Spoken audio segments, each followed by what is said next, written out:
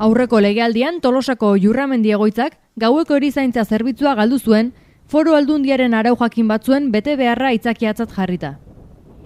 Udal gobernu honen legealdi hasieran zerbitzua berreskuratzea izan zen zuzendaritza batzordearen lehenengo eskakizuna.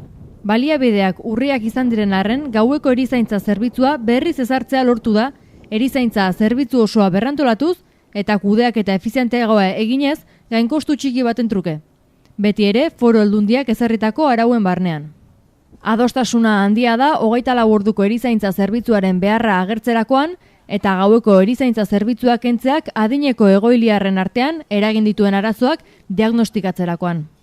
Beraz, datorren otsailaren 27tik aurrera, baliabideak modu efizientean kudeatuz, Jurramendi egoitzan gaueko erizaintza zerbitzua berrezarriko da, bertako egoiliarren bizikalitatea nabarmen hobetuz.